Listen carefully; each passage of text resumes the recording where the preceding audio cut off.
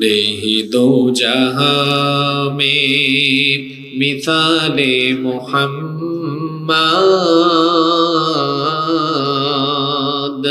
जमाले खुदा है कमाले मोहम्मद नहीं दो जहां में मिसाले मोहम्मद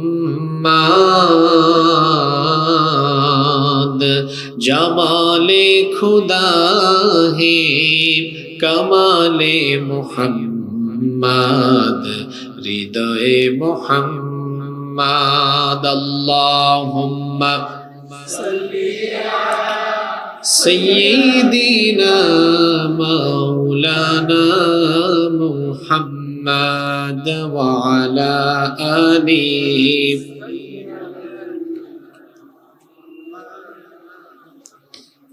কত ব্যথা কত ভাবে সইছ যে তুমি তোমারই খুনে লাল তায়েফের ভূমি কত ব্যথা কত ভাবে সইছ যে তুমি তোমারই খুনে লাল তায়েফের ভূমি ফেরেশতা এসে চায় ধ্বংসের হুকুম লৌহ মাখা মুহাম্মদ প্রাণেতে হাসরাত হে আল্লাহ দয়া করো এ তায়েফবাসী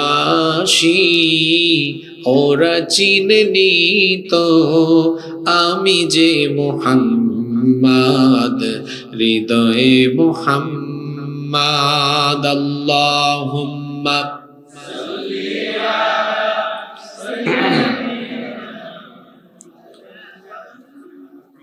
وعلى آل سيدنا হেরার গুহায় তোমারি ধ্যান আসমান থেকে নামে আল কোরআন হেরার গুহায় তোমারি ধ্যান আসমান থেকে নামে আল কোরআন ভাঙলো সবার ভুল তোমারই পরে আসলো কোরআনের ছায়া তোলে খালিদ ওমর আলী আবু বকর ইসলামী ঝান্ডা নিল যে তুলে আল আমিন তুমি ছিলে যে সদা সকল মানুষের তরে হে রাসূল তোমাকে ভুলি আমি কেমন করে হে রাসূল তোমাকে ভুলি আমি কেমন করে আল্লাহুম্মা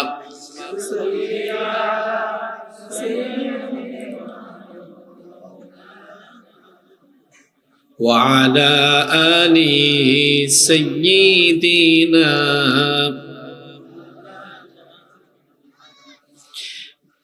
ঐতিহ্যবাহী কক্সবাজার জেলার সদর উপজেলার অন্তর্গত পিএমখালী ইউনিয়নে অবস্থিত তোতকখালী মাঝের পাড়া ইসলামী যুব সমাজের উদ্যোগে আয়োজিত আজকের এই সপ্তম বার্ষিক তাফসিরুল কোরআন মাহফিলের সমাপনী অধিবেশনের মুহতারাম শ্রদ্ধাভাজন সভাপতি বিশিষ্ট আলেমে দ্বীন তোতকখালী মাঝের পাড়া কেন্দ্রীয় জামে মসজিদের সম্মানিত সভাপতি জনাব হযরত মাওলানা নূরুল হক হাইয়াহুল্লাহ ওয়া আতালাল্লাহু আমরাহ ওয়া বারাকাল্লাহু ফি হায়াতিহি ওয়া জাআলাহুল্লাহু মিনাল ইবাদিল মুখলিসিন আমরা সবাই বলি আমিন।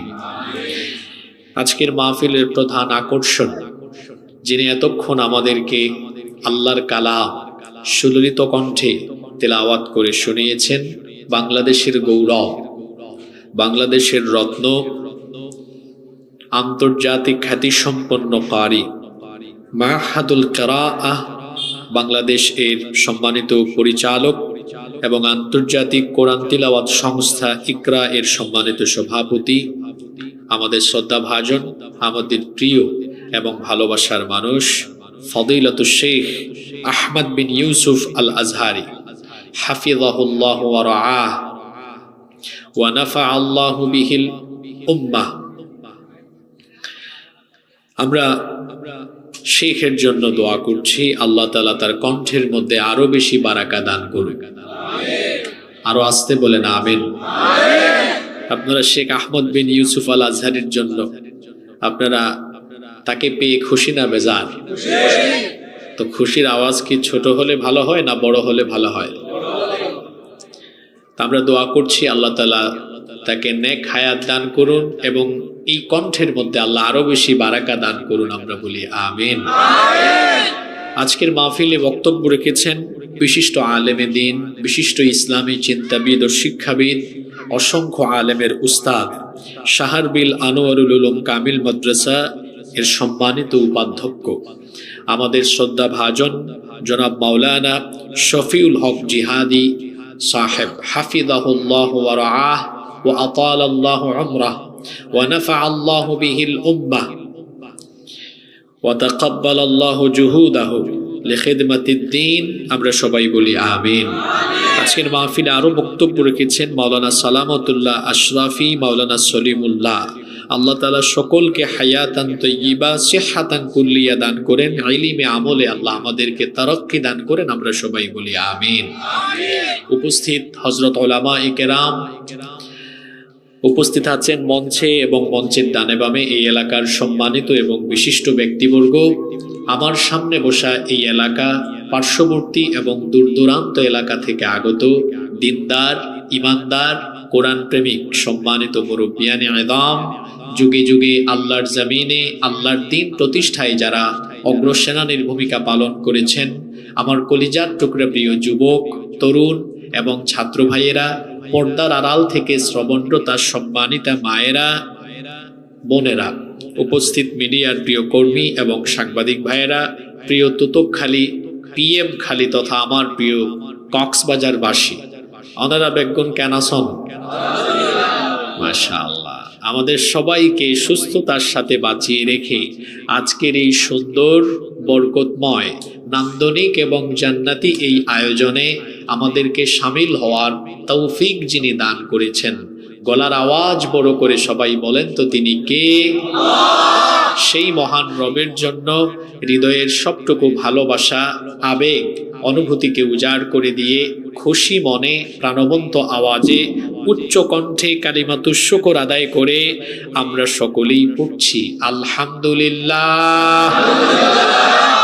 অসংখ্য অগণিত দুরুদ এবং সালাম পেশ করছি খাতামুন নবিয়্যিন, আশরাফুল আম্বিয়া ওয়াল মুরসালিন, রাহমাতাল লিল আলামিন, নবিয়ুনা ওয়া সাইয়্যিদুনা ওয়া কুদওয়াতুনা মুহাম্মাদুর রাসূলুল্লাহ সাল্লাল্লাহু আলাইহি ওয়াসাল্লামের প্রতি, যাকে আল্লাহ তাআলা মানব জাতির হেদায়াতের জন্য প্রেরণ করেছেন। আল্লাহুম্মা সাল্লি আলাইহি, আল্লাহুম্মা বারিক আলাইহি। সম্মানিত উপস্থিতি, আমার প্রিয় কক্সবাজারবাসী, সময় হলো আমাদের জীবনের সবচাইতে গুরুত্বপূর্ণ নেয়ামত। যে সময় আমাদের জীবন থেকে চলে যায় তা আর কোনোদিন ফিরে আসে না, ফিরে আসবেও না। এজন্য কোরআনে কারীমের এই বরকতময় মাহফিলে আমরা অপ্রাসঙ্গিক কথা বলে সময়ের বরকত নষ্ট করতে চাই না। সরাসরি আমরা আল্লাহর কালাম থেকে হেদায়াতের নিয়তে কিছু কথা বলতে চাই, শুনতে চাই ইনশাআল্লাহ। আল্লাহ তাআলা আমাদেরকে হেদায়াতের নিয়তে বলার, শোনার তৌফিক দান করেন। আমরা সবাই বলি আমিন। এই যে এতক্ষণ আপনারা সুমধুর কণ্ঠে কোরআন তেলাওয়াত শুনলেন, আপনাদের কাছে খারাপ লাগলো না ভালো লাগলো? হৃদয়ের মধ্যে একটা প্রশান্তির ঢেউ খেললো, তাই না? আমি আসার সময় শুনলাম, আমি নিজেও এসে পুরো তেলাওয়াত বাড়ি থেকে নীরবে শুনেছি, আবার এখানে এসেও 2-3 মিনিট শোনার সুযোগ হলো। আসার সময় দেখলাম আবেগের চোটে আপনারা নিজেকে কন্ট্রোল রাখতে পারেন নাই, তাকবীর দিয়েছেন। এটা হচ্ছে কোরআনের প্রতি আমাদের ভালোবাসা। আল্লাহু আকবার। কোরআনের তেলাওয়াত শুনলে যদি আপনাদের হৃদয়টা এত প্রশান্ত হয়ে যায়, এই কোরআনে আল্লাহ তাআলা আমাদের জন্য যে বিধি বিধান আইন কানুন দিয়েছেন, এগুলো যদি আমার এলাকায়, সমাজে, দেশে প্রতিষ্ঠিত হয়ে যায়, এই দেশে কোনো অশান্তি থাকবে না, গোটা দেশে শান্তির ফল্লুধারা যিনি নাজিল করবেন তিনি কে? এজন্য কোরআন তেলাওয়াত যেমন দরকার, তেমনি আল্লাহর জমিনে আল্লাহর কোরআনের আইনেরও দরকার আছে না নাই? সম্মানিত ভাইয়েরা, এই কোরআন আমাদের জন্য যিনি নাজিল করেছেন, একটু গলার আওয়াজ বড় করে সবাই বলেন তো তিনি কে? কেন আল্লাহ তাআলা কোরআন নাজিল করেছেন? যেন আমরা রমজান মাসে শুধু কোরআনের খতম দেই, মাঝে মাঝে মৃত মানুষের জন্য একটু খতম দেই, তারপরে কোনো দোকান বা প্রতিষ্ঠান উদ্বোধনের সময় একটু কোরআন তেলাওয়াত যেন করি, আর কোরআন তেলাওয়াত করে একটু ঝাড়ফুঁক বা তাবিজ লিখি, এই জন্য কি আল্লাহ তাআলা কোরআন নাজিল করেছেন? আসতে বলবেন না, জোরে বলেন, এজন্য নাজিল করেছেন। তাহলে প্রশ্ন হতে পারে, কি কারণে রব্বুল আলামিন আমাদের জন্য কোরআন নাজিল করেছেন? কোরআনুল কারীমের 14 নম্বর সূরা, সূরা ইব্রাহিমের শুরুতেই আল্লাহ তাআলা বলে দিলেন, আলিফ লাম রা কিতাবুন আনজালনাহু ইলাইকা লিতুখরিজান নাসা মিনায-যুলুমাতি ইলান নূর। আল্লাহ তাআলা বলছেন, ও আমার হাবিব, কিতাবুন আনজালনাহু ইলাইকা, এই কিতাব আমি আপনার উপরে নাজিল করেছি, লিতুখরিজান নাসা মিনায-যুলুমাতি ইলান নূর, যাতে করে আপনি মানুষদেরকে অন্ধকার থেকে আলোর দিকে নিয়ে আসতে পারেন। প্রশ্ন হতে পারে, কিসের অন্ধকার? কুফরির অন্ধকার থেকে মানুষকে ঈমানের দিকে, দালালাত গুমরাহি থেকে মানুষকে হিদায়াতের দিকে, এবং জাহান্নামের পথ থেকে মানুষকে জান্নাতের পথ চিনিয়ে দেওয়ার জন্য কোরআন যিনি নাজিল করেছেন তিনি কে? এই কোরআন এসেছে মানুষকে অন্ধকার থেকে আলোর দিকে, কুফরি থেকে ঈমানের দিকে, গুমরাহি থেকে হেদায়েতের দিকে, এবং জাহান্নাম থেকে মানুষকে বাঁচিয়ে জান্নাতের পথ দেখাতে এই কোরআন নাজিল করেছেন কে? তাহলে আল কোরআনের পথ, এটাই হলো আসল পথ, এটা হলো জান্নাতের পথ। আল কোরআনের পথ, এই পথই আসল পথ। আল কোরআনের পথ, এই পথই আসল পথ। অন্য পথে অন্য মতে নেই যে রহমত। আল কোরআনের পথ, এই পথই আসল পথ। এটা আসল পথ, এটা সোজা পথ, এটা জান্নাতের পথ। এই কোরআনকে আঁকড়ে ধরলে, এই কোরআনকে আঁকড়ে ধরলে, এই কোরআনের সাথে স্থাপন করলে, কোরআন আপনাকে আল্লাহর জান্নাত পর্যন্ত পৌঁছে দিবে। সবাই সুবহানাল্লাহ বলতে পারলেন না? আচ্ছা, আপনারা সবাই জান্নাত চান কি চান না? কারা কারা জান্নাতে যেতে চান না হাত তুলেন তো। আচ্ছা, এতে কি বোঝা গেল? অসুবিধা নেই, হাসাহাসির জন্য আমি কাজটা করি নাই। এতে বোঝা গেল আমরা লম্বা সময় এখানে বসে থাকতে থাকতে কিছুটা মনোযোগের ঘাটতি দেখা দিয়েছে। যারা হাত তুলছেন, লজ্জা পাওয়ার কোনো কারণ নাই। আমাদের আল্লাহ, তিনি আমাদের এমন এক রব, তিনি আমাদের মুখের টানেন না, ভিতরের টানেন। সুবহানাল্লাহ। যারা হাত তুলছেন ভুল করে তুলছেন, তো আল্লাহ এটা নিবেন না। কারণ আল্লাহ জানেন আল্লাহর প্রত্যেকটা গোলাম জাহান্নাম থেকে বাঁচতে চায়। আসলে আমরা সবাই জান্নাতে যেতে চাই, কিন্তু জুসের ঠেলায় হুশ হারাইয়া সবাই ভুল করে হাত তুলে ফেলছে। অসুবিধা নাই, আমরা ভুল করি আর আল্লাহ মাফ করেন। সুবহানাল্লাহ পড়বেন না?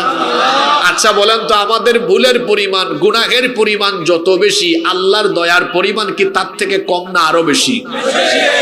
আল্লাহর দয়ার পরিমাণ এত বেশি, হাদিসে কুদসিতে এসেছে, আল্লাহ তাআলা নিজে বলেছেন, ইয়া আদম, হে আদম সন্তান শোনো, লাউ বালাগাত যুনুবুকা আনানাস সামাই থুম্মা আস্তাগফারতানি গফারতু লাক, তোমার গুনাহ যদি আকাশ পর্যন্ত পৌঁছে যায়, মন খারাপ করো না, হতাশ হয় না।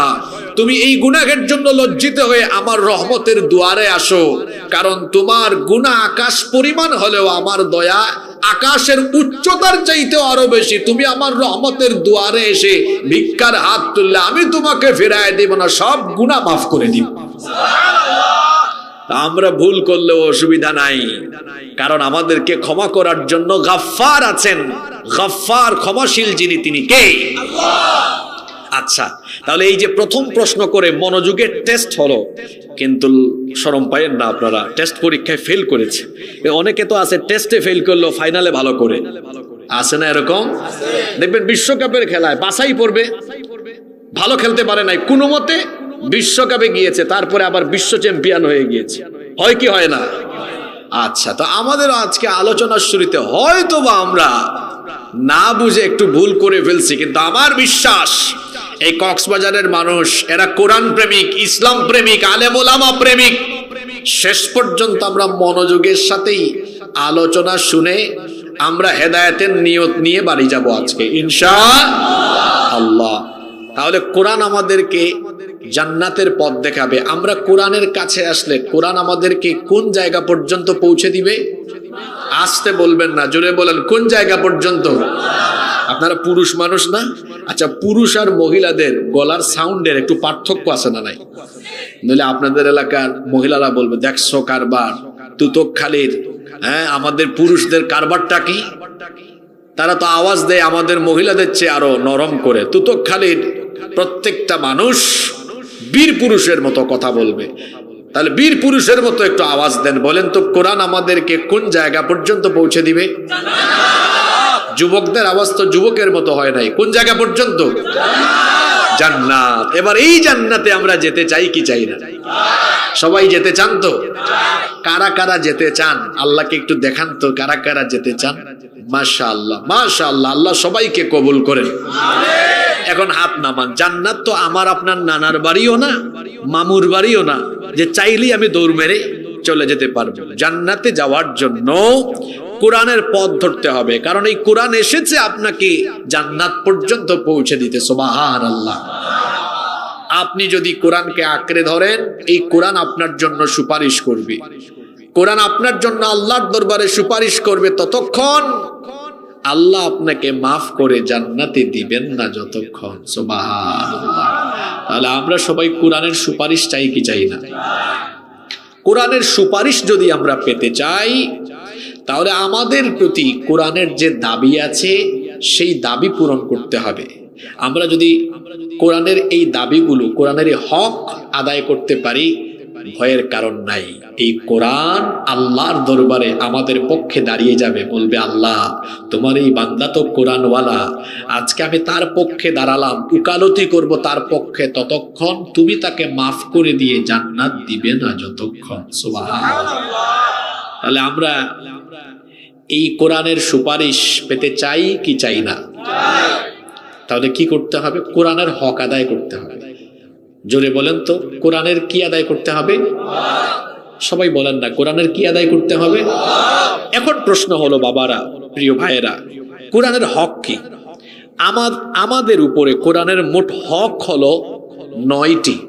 কথা বুঝে থাকলে বলেন তো, আমাদের উপরে কোরআনের হক মোট কয়টি? এই 9টি হক আদায় করবে যারা, কোরআনের সুপারিশ পেয়ে জান্নাতি হয়ে যাবে তারা। সুবহানাল্লাহ। তাহলে এই 9টা হক আদায়ের দরকার আছে না নাই? অবশ্যই। এই 9টা হক আদায় করতে পারলে আমাদেরকে জান্নাত দিয়ে দিবেন কে? আল্লাহ। চলেন আমরা শুরু করি। 1 নাম্বার হক কি? আমাদের উপরে কোরআনের 1 নাম্বার হক হলো এই কথা বিশ্বাস করা যে এটা মানুষের লিখিত, মানুষের রচিত বা আলেম ওলামাদের প্রণীত কোনো কিতাব নয়, বরং কোরআন এসেছে যার তরফ থেকে। জোরে বলেন তো, তিনি কে? আল্লাহ। রব্বুল আলামিন বলছেন, তানজিলাম মিম্মান খালাকাল আরদা ওয়াস সামাওয়াতিল উলা। তোমাদের মাথার উপরের সুউচ্চ আকাশ আর পায়ের তলার বিস্তৃত এই জমিন সুন্দর করে সৃষ্টি করেছেন যিনি, এই কোরআন তোমাদের জন্য নাজিল করেছেন তিনি। তাহলে কোরআন এটা মানুষের লেখা নয়, মানুষের রচিত নয়, বরং কোরআন হলো কালামুল্লাহ। কোরআন কার বাণী? আস্তে বলবেন না, জোরে বলেন, কোরআন কার বাণী? এটা রাসূলেরও বাণী নয়, কারণ আল্লাহ কোরআনে বলেছেন ওয়ামা ইয়ানতিকু আনিল হাওয়া ইন হুয়া ইল্লা ওয়াহয়ুন ইউহা। আমার নবী তার নিজে থেকে বানিয়ে বানিয়ে এই কোরআন বলেন না, মনোবৃত্তির কামনা বাসনার অনুসরণ করে তিনি কিছু বলেন না, বরং নবী তাই বলেন ওহী হিসাবে তার কাছে যা এসেছে তাই তিনি বলেন। আর আল্লাহ নবীর কাছে এই ওহী যিনি পাঠান, গলার আওয়াজ বড় করে বলেন তিনি কে? আমাদের উপরে কোরআনের এক নাম্বার হক হলো আমরা এই কোরআনের উপর ঈমান আনবো যে এটা হলো আল্লাহর বাণী। শুধু এতটুকুতে ঈমান আনলে চলবে না, বরং এর পাশাপাশি এই ঈমান থাকবে আমার জন্মের পর থেকে মৃত্যু পর্যন্ত আমার জীবনের সকল দিক এবং বিভাগ পরিচালনার জন্য এই কোরআনকে আইনের কিতাব, আমার জীবনের সংবিধান হিসেবে যিনি নাজিল করেছেন, জোরে বলেন তিনি কে? এই কোরআন হলো এমন কিতাব, আমার জীবনে যা দরকার সব এই কোরআনে আছে না নাই? এজন্য আল্লাহ বলেছেন মা ফাররাতনা ফিল কিতাবি মিন শাই, কোনো কিছুই আমি এই কিতাবে বাদ দেই নাই। তুমি তোমার নিজের ব্যক্তিগত জীবন কিভাবে পরিচালনা করবে, তোমার পরিবার কেমনে চালাবে, সমাজ কেমনে চালাবে, দেশ কেমনে চালাবে, সব কিছুই কোরআনের ভেতরে আছে না নাই? তাহলে আমাদের উপরে কোরআনের এক নাম্বার হক হলো পরিপূর্ণ আস্থা বিশ্বাস এই ক্ষেত্রে রাখা যে আল্লাহর কোরআন আমার জীবনের সকল দিক এবং বিভাগে পরিচালনার জন্য যথেষ্ট। আমার জন্য আল্লাহর আইন ছাড়া অন্য কোনো আইন কল্যাণকর হতে পারে না।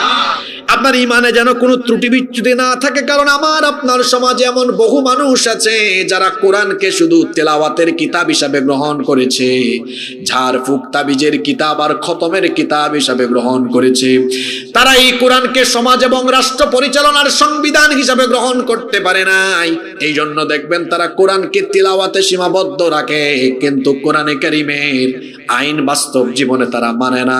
দেখবেন ব্যবসা প্রতিষ্ঠান উদ্বোধনের আগে কোরআন থেকে তেলাওয়াত করে হুজুর ডেকে এনে তিলাওয়াতের মাধ্যমে উদ্বোধন করায়, কিন্তু সুদের টাকা দিয়া ঘুষের টাকা দিয়া ব্যবসা প্রতিষ্ঠান উদ্বোধন করে ওজনে কম দিয়া মিথ্যার ধোঁকাবাজির আশ্রয় নিয়ে ব্যবসা প্রতিষ্ঠান চালায়। এরকম ডাকাত আমার সমাজে আছে না নাই? তাহলে কোরআনকে তেলাওয়াতে রাখলো কিন্তু কোরআনের কোনো আইন তার ব্যবসায়িক জীবনে।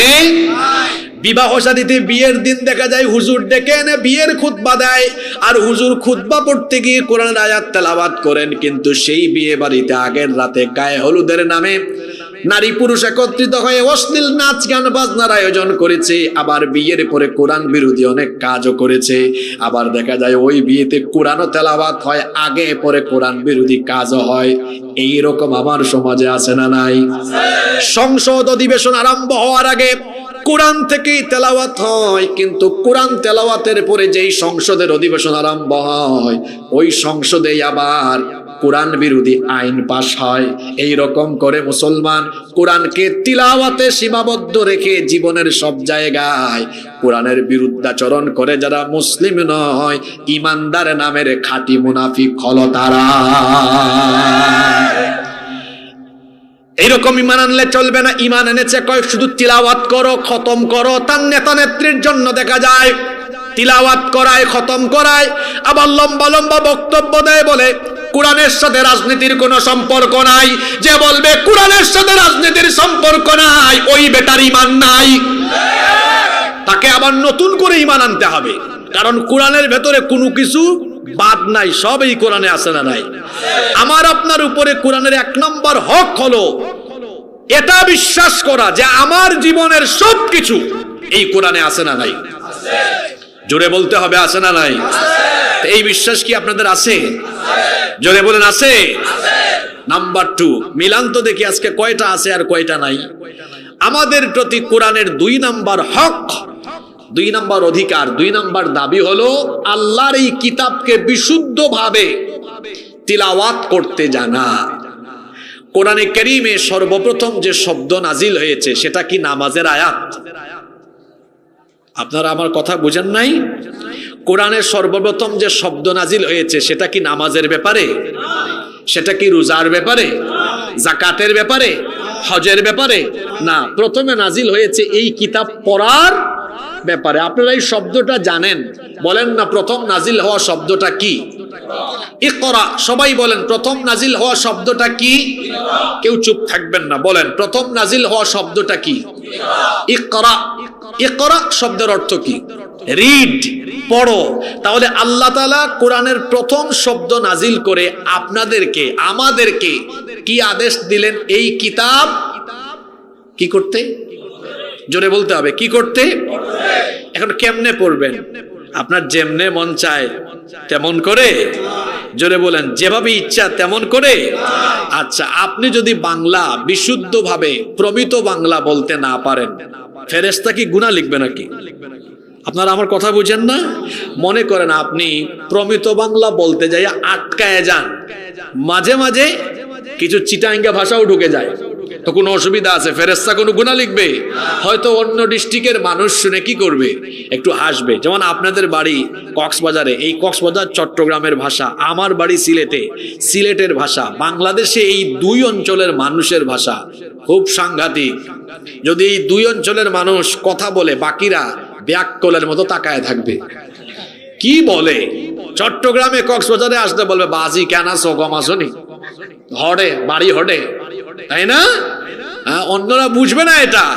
আমাদের সিলেটে গেলেও বুঝবে না। কিতাবাই সাব্বালানি আউকা খাউকা বউকা যাউকা। দুই অঞ্চলের মানুষের ভাষা খুব সাংঘাতিক। এজন্য দেখা যায় এই দুই অঞ্চলের মানুষ বেশিরভাগের ক্ষেত্রে, এই দুই অঞ্চলে অনেক উচ্চশিক্ষিত মানুষ এমন আছে, উচ্চশিক্ষিত হওয়ার পরেও প্রমিত বাংলা বলতে গেলে তার আঞ্চলিক ভাষার একটা টান মারে। কি বলেন, আছে না এরকম? আমাদের সিলেটের অর্থমন্ত্রী ছিলেন সাইফুর রহমান, উনি সংসদেও বক্তব্য রাখতে গেলে উনার সিলেটি শব্দ ঢুকে যেত। আপনাদের এই চট্টগ্রামেও দেখবেন অনেক রাজনৈতিক নেতা আছে, আছে না? দেখবেন 4-5 মিনিট বক্তব্য দেওয়ার পরে আবার চিটাঙ্গা ভাষায় চলে যায়, মানে এই লাইনে ফিরে আসে। এরকম হয় কি হয় না? তো আপনি প্রমিত বাংলা বলতে গেলে যদি ভাষার ভেতরে আঞ্চলিকতার মিশ্রণ ঘটে, সর্বোচ্চ মানুষ একটু মজা পাবে, কিন্তু গুনাহ হওয়ার কোনো সম্ভাবনা নাই। কিন্তু আমার বাবারা, আমার প্রিয় যুবক ভাইয়েরা, কুরআন অশুদ্ধ উচ্চারণে পড়লে এটা হাসাহাসিতে সীমাবদ্ধ থাকে না, এটা গুনাহের পর্যায়ে চলে যায়। কিসের পর্যায়ে চলে যায়? রুব্বা কারিউলিল কুরআন ওয়াল কুরআনু ইয়ালআনুহু। কোরআনের এমন বহু তিলাওয়াতকারী, বহু পাঠক আছে, এরা যখন কোরআন তিলাওয়াত করে কোরআন তাদেরকে লানত দেয়। কোরআন তাদেরকে কি দেয়? কিন্তু আপনারা তো জানেন কোরআন তেলাওয়াতে সওয়াব হয়। যে আমার আগে শেখ আহমদ বিন ইউসুফ আল আজহারি হাফিজাহুল্লাহ, তিনিও তার খুতবার ভেতরে হাদিসটা পড়েছেন। আমি এসে শুনলাম, মান ক্বারা হারফাম মিন কিতাবিল্লাহ ফালাহু বিহি হাসানাহ। যে ব্যক্তি আল্লাহর কালাম, আল্লাহর কিতাব থেকে একটা অক্ষর তেলাওয়াত করবে, প্রতি অক্ষরের বিনিময়ে তার আমলনামায় 10টা নেকি দান করবেন কে? আলিফ লাম মিম। এখানে আছে কয়টা অক্ষর? জোরে বলেন কয়টা? আলিফ একটা অক্ষর, লাম একটা অক্ষর, মিম একটা অক্ষর। যখন কেউ শুধু বলবে আলিফ লাম মিম, বলার সঙ্গে সঙ্গে আল্লাহ তার আমলনামায় 3 × 30টা নেকি দিয়ে দিবেন। তাহলে বোঝা গেল কোরআন বিশুদ্ধ করে উচ্চারণ করলে প্রতি হরফে নেকি পাওয়া যায় কত করে? আরো জোরে বলেন কত করে? কিন্তু অশুদ্ধ করে যদি আপনি কোরআন পড়েন, নেকির পরিবর্তে কোরআন আপনাকে লানত দিবে। ও আমার বাবারা, আমার শ্রদ্ধেয় বাবারা, আমার প্রিয় যুবক ভাইয়েরা, আমরা কি কোরআন ভুল উচ্চারণে পড়ে আমরা কি কোরআনের লানত পেতে চাই নাকি? আস্তে বলবেন না, জোরে বলেন, আমরা কি কোরআনের লানত পেতে চাই নাকি? তাহলে কোরআনের লানত থেকে আমরা যদি বাঁচতে চাই, এই কোরআনকে কিভাবে পড়তে হবে? রব্বুল আলামিন কোরআনে কারীমের 73 নম্বর সূরা, সূরা মুজাম্মিলের 4 নম্বর আয়াতে বলেছেন, ওয়ারাত্তিলিল কুরআন তারতিলা। তারতিল সহকারে, তাজউইদের নিয়ম কানুন অ্যাপ্লাই করে তাজবিদ সহকারে বিশুদ্ধভাবে কোরআন পড়তে হবে। এই হুকুমটা কি দুনিয়ার কোন আলেম ওলামার নাকি আল্লাহর? আসতে বলবেন না, জোরে বলেন হুকুমটা কার? কিন্তু আমাদের জীবনে বড় দুর্ভাগ্য, আমাদের বয়স তো কম হলো না, আমরা তো দাবি করি বাংলাদেশে 90% মানুষ হলো মুসলমান। এই কথা যেমন সত্য, তেমনি এটাও সত্য যে বাংলাদেশের 90% মুসলমানের মধ্যে 88% মুসলমান এখনো বিশুদ্ধ করে কোরআন পড়তে জানে না। আপনাদের কথা কি বলবো, এই বাংলাদেশে বহু বক্তা আছে, এরাও কোরআন শুদ্ধ করে পড়তে পারে না। এই হলো অবস্থা। কোরআন তেলাওয়াত যদি কেউ সহি করে পড়তে না পারে, সহি করে তেলাওয়াত না করে, তাহলে তার বিভিন্ন দিক এবং ক্ষেত্রে সে বিরাট সমস্যার মধ্যে পড়ে যাবে। আল্লাহর কালাম বিশুদ্ধ করে আপনি যদি তেলাওয়াত না করেন, তাহলে মৌলিকভাবে আপনার 3টা ক্ষতি হবে। আমি মাত্র 3টা ক্ষতির কথা বলি। 1 নাম্বার ক্ষতি হলো এই যে আমাদেরকে আল্লাহ তাআলা দৈনিক নামাজ দিয়েছেন কয় ওয়াক্ত? আসতে বলবেন না, জোরে বলেন কয় ওয়াক্ত? এই নামাজের মধ্যে বিশুদ্ধভাবে তেলাওয়াত যদি আপনি না করেন, আপনার নামাজ নষ্ট হয়ে যাবে। তার মানে আপনার বয়স 40 হলো, 50 হলো, 60 হলো, সারা জীবন ধরে আপনি ভুল উচ্চারণে, ভুল নিয়মে কোরআন পড়েন। এভাবে ভুলভাবে কোরআন তেলাওয়াতের কারণে আপনার নামাজগুলো আল্লাহর দরবারে কবুল হচ্ছে না। মনে রাখবেন, আল্লাহ তাআলা কোয়ান্টিটি চান না, আল্লাহ তাআলা কোয়ালিটি চান। যদি আল্লাহ তাআলা কোয়ান্টিটি চাইতেন, তাহলে আল্লাহ তাআলা সূরা মুলকের মধ্যে আহসানু আমালা শব্দটা দিতেন না। আল্লাহ কি বলছেন কথা বোঝার চেষ্টা করেন। আল্লাহ বলছেন তাবারাকাল্লাযী বিয়াদিহিল মুলকু ওয়া হুয়া আলা কুল্লি শাইইন কাদির আল্লাযী খালাকাল মাউতা ওয়াল হায়াতা লিয়াবলুয়াকুম আইয়ুকুম আহসানু আমালা ওয়া হুয়াল আজিজুল গফুর। এখানে আলেম উলামা আছেন না? আল্লাহ কি বলছেন? লিয়াবলুয়াকুম আইয়ুকুম আহসানু আমালা। আল্লাহ বলছেন আমি তোমাদের জীবন মৃত্যু দিয়েছি। কেন? এই জীবনটা কেন দিলাম? যাতে আমি দেখতে পারি তোমাদের মধ্যে কে কত বেশি নেকামল না কত উত্তম আমল। যদি আল্লাহ বলতেন কে কত বেশি, তাইলে আরবি শব্দ আসতো আকসারু আমালা। লিয়াবলুয়াকুম আইয়ুকুম আকসারু, আরবিতে আকসার শব্দের অর্থ হচ্ছে কে অধিক বেশি আমল করে। কিন্তু আল্লাহ তাআলা আকসার, বেশি পরিমাণ ইবাদত চান না। আল্লাহ বলছেন আহসানু আমালা, কে কত কোয়ালিফাইড, সুন্দর, উত্তম আমল করতে পারে, আল্লাহ এটা দেখতে চান। সুবহানাল্লাহ। একটা গল্প শোনাই আপনাদেরকে, কষ্ট হচ্ছে নাকি? রাত অনেক হওয়ায় আপনারা কি বেজার? আচ্ছা, আমি তখন ইউনিভার্সিটিতে পড়তাম, সম্ভবত 3rd সেমিস্টার। তা আমাদের এক স্যার, উনি এখন কানাডায় আছেন। তো স্যারের বাসায় একদিন সন্ধ্যার পরে গেলাম, আমাদেরকে স্যার নাস্তা দিলেন। তারপরে বললেন শোনো, তোমরা আসছো, একটা জিনিস দেখাই। বললাম স্যার কি সেটা? তিনি ওই যে ফাইনাল এক্সাম শেষ হয়েছে কিছুদিন আগে, আমাদের খাতার বান্ডেল খুললেন, পরীক্ষার খাতা। একজন ছাত্রের খাতা বের করে দেখালেন, 51 পৃষ্ঠা লিখেছে। কত পৃষ্ঠা? 51 পৃষ্ঠা। স্যার তাকে নাম্বার দিয়েছেন 1 নাম্বার, 01। কত নাম্বার? তো স্যার বলতেছেন দেখো, এই ছেলেটা 51 পৃষ্ঠা লিখেছে, তার লেখার কোয়ান্টিটি, পরিমাণ অনেক বেশি, কিন্তু কোনো কোয়ালিটি নাই। প্রশ্নে চাইছে একটা, লিখছে আরেকটা। তা আমরা বললাম স্যার তাহলে তো 00 দিলেন, 1 দিলেন কেন? 1 একটু মহব্বত করলাম আর কি, এত কষ্ট করে এত পৃষ্ঠা লিখছে, কিছু দয়া দেখানোর দরকার না, জন্য 1 দিয়েছি। আরেকজনের খাতা বের করলেন, মাত্র 16 পৃষ্ঠা লিখেছে। কত পৃষ্ঠা? তাকে A+ দেওয়া হয়েছে। স্যার বললেন লিখছে কম, কিন্তু লেখার মধ্যে কোয়ালিটি আছে, প্রশ্ন যা উত্তরও, এজন্য তাকে A+ দেওয়া হয়েছে। তার মানে বোঝা গেল শুধু বেশি লিখলে হয় না, লেখার মধ্যে কোয়ালিটি থাকতে হয়। সারা রাত 100 রাকাত তাহাজ্জুদ আদায় করেছেন, রুকু ঠিক নাই, সাজদা ঠিক নাই, তিলাওয়াত ঠিক নাই। আর আরেক লোক সারা রাতে 2 রাকাত বা 4 রাকাত নামাজ কোনো একটা সময়ে সুন্দর তেলাওয়াতে ধীরে ধীরে রুকু সাজদা দিয়ে আদায় করেছে। আপনার এই 100 রাকাত অশুদ্ধ তেলাওয়াতের নামাজের চাইতে বিশুদ্ধ তেলাওয়াতের 2 রাকাত নামাজ আল্লাহর কাছে বহু গুণ, অনেক অনেক অনেক অনেক গুণ দামি। তাহলে কি বুঝলেন? আল্লাহ কোয়ান্টিটি চান না, আল্লাহ কি চান? কোয়ালিটি। তো আপনার নামাজের কোয়ালিটি আসার জন্য তেলাওয়াতে ভুল থাকা যাবে? আল্লাহ তাআলা আমাকে ক্ষমা করুন, আমি এটা বোঝানোর জন্য উদাহরণ দিচ্ছি। আপনি কিভাবে কোরআন পড়েন, তামাশা করেন কোরআন নিয়ে। হ্যাঁ, আপনি বলতেছেন ওয়া ইজা লাকুল্লাজিনা আমানু কালু আমান্না। অনেককে পাইছি, কইলাম ভাই শুদ্ধ করে কোরআন পড়তে পারেন? কয় হুজুর এটা ব্যাপার হইল? আমি বললাম কেমনে পড়েন? কয় ওই যে বাজারে ব্র্যাকেটের মধ্যে বাংলা উচ্চারণ দেওয়া আছে। হ্যাঁ, আমি বাংলা দেখে দেখে কাম সেরা ফেলি।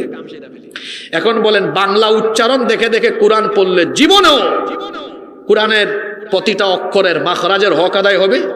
যেমন এই যে পড়লো ওয়া ইজা লাকুল্লাজিনা, এই যে ওয়া ইজা পড়লো বাংলা উচ্চারণ, কিন্তু এখানে আলেমরা আছেন, শব্দটা হলো জাল, নরম হয় তাই না, জিব্বার আগা দাঁতের আগায় লাগে, এটা হবে ওয়া ইদা। তারপর বলতেছে লাকুল্লাজিনা, এটা হবে লাকুল্লাদিনা। আবার বলতেছে কালু, অথচ আরবিতে 7টা অক্ষর মোটা হয়, মোটা হয় না? এর মধ্যে একটা অক্ষর হলো কফ, এটা কালু না, এটা হলো কি কলু। এটা বাংলায় উচ্চারণ করা সম্ভব? এভাবে অক্ষরে অক্ষরে ভুল পড়ে আর তার নামাজ নষ্ট করে, এভাবে করে আমাদের নামাজ যাচ্ছে। ও আমার শ্রদ্ধেয় চাচারা, আমার যুবক ভাইয়েরা, পর্দার আড়ালে থাকা মা বোনেরা, এভাবেই কি আপনারা আপনাদের সারা জীবনের নামাজ নষ্ট করবেন? আর এভাবেই কি আপনারা কোরআন ভুল করে তেলাওয়াত করে করে এভাবেই কি আল্লাহর সামনে যাবেন? না তার আগেই হায়াত থাকাকালীন কোরআন শুদ্ধ করে পড়া শেখা দরকার? কথা তো বললেন না। কোরআন বিশুদ্ধ করে শিখা নফল না ফরজ? এই কথা কে বললেন না আপনারা? কোরআন বিশুদ্ধ করে তিলাওয়াত করা নফল না ফরজ?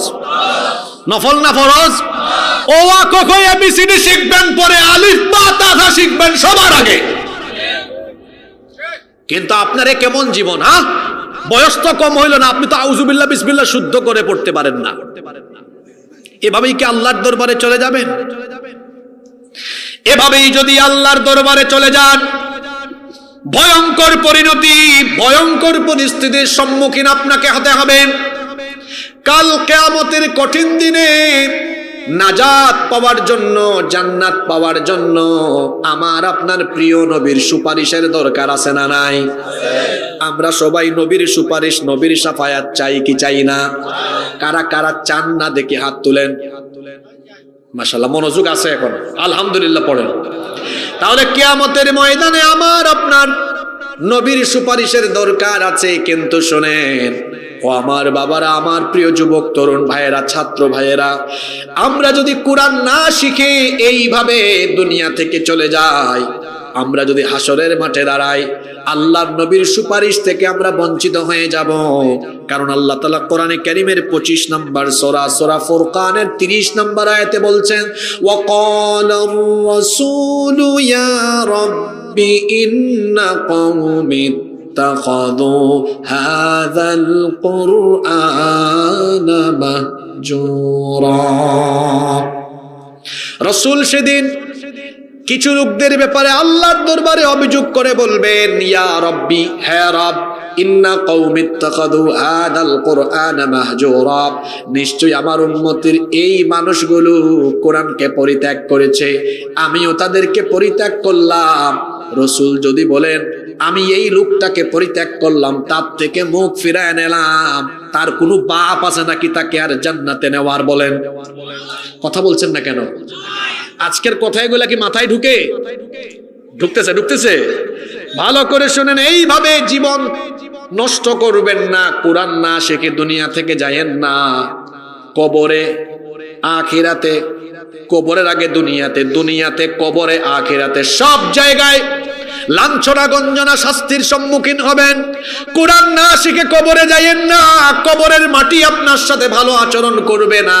কোরআন না শিখে দুনিয়া থেকে যাইয়েন না, আখিরাতে আল্লাহর শাস্তি থেকে আপনি বাঁচতে পারবেন না।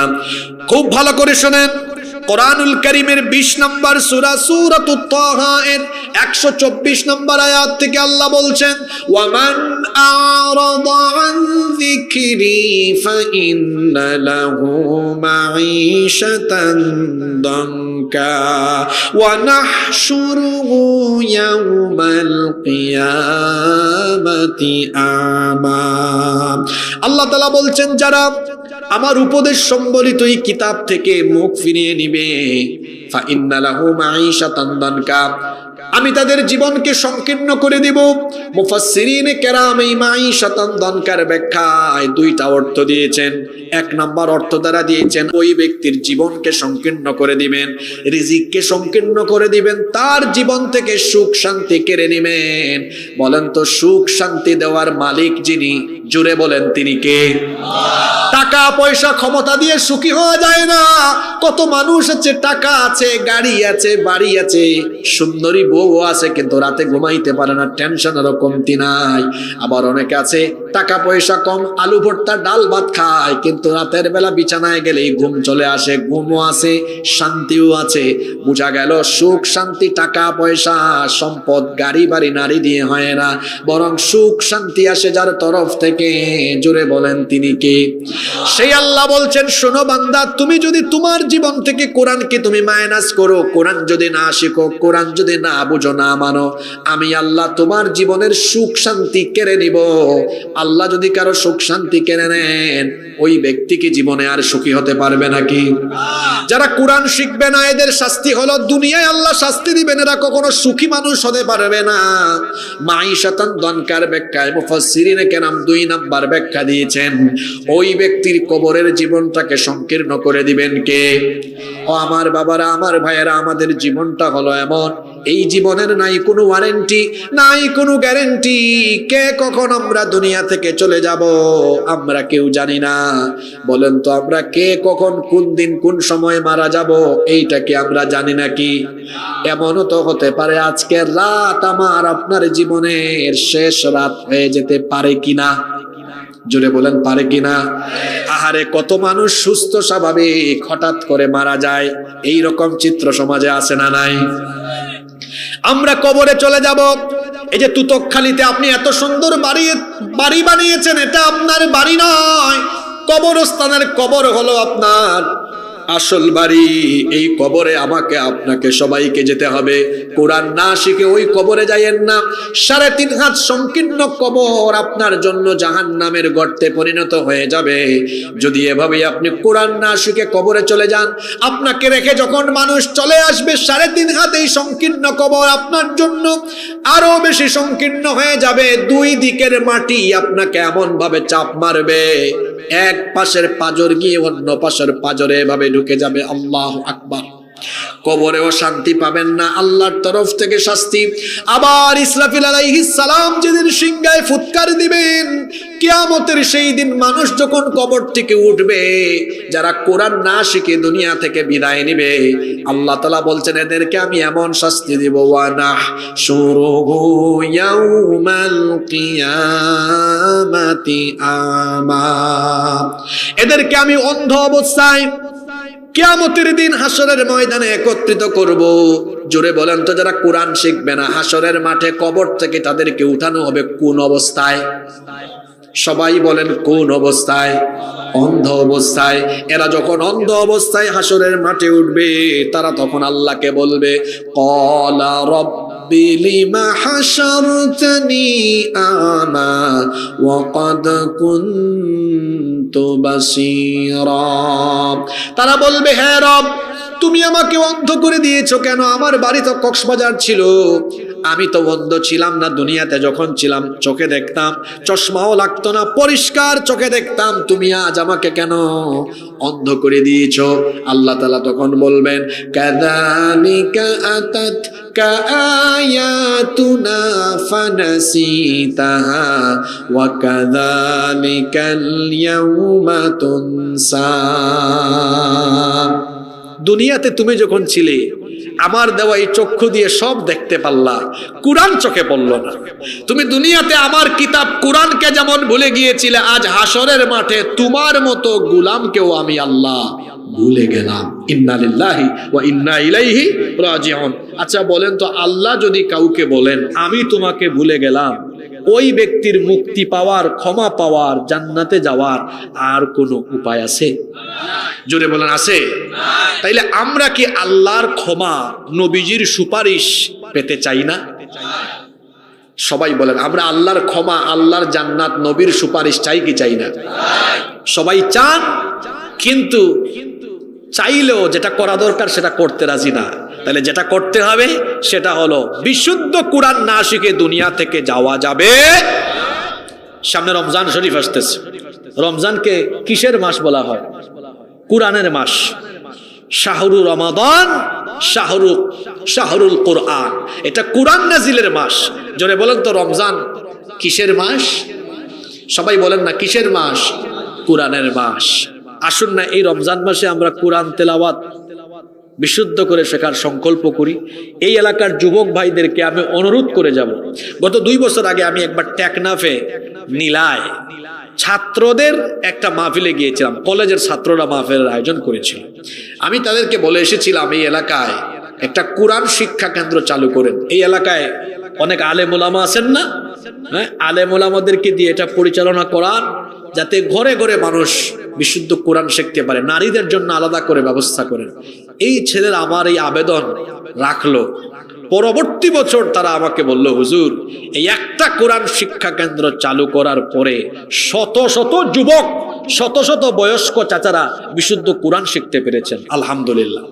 এই যে বছরে আজকে একদিন আপনারা মাহফিলের আয়োজন করলেন, আমার মিসবাহ ভাই সহ আরো অনেক যুবকরা কষ্ট করলেন। কোরআন যে আপনারা একদিন মাহফিলের আয়োজন করলেন, এই কি আপনাদের দায়িত্ব শেষ হয়ে গেল? জোরে বলেন, শেষ হয়ে গেল? না, কোরআন বিশুদ্ধ করে শেখার জন্য একাডেমিক ওয়েতে আপনাকে কোরআন শিখতে হবে। উস্তাদ লাগবে, উস্তাদ লাগবে, নইলে আপনি কোরআন শিখতে পারবেন না। তাহলে আমরা তো সবাই জান্নাত চাই, কোরআনের সুপারিশ চাই। আমি আলোচনার শুরুতে বলেছিলাম, কোরআনের সুপারিশ, আল্লাহর জান্নাত পেতে হলে কোরআনের হক আদায় করতে হবে।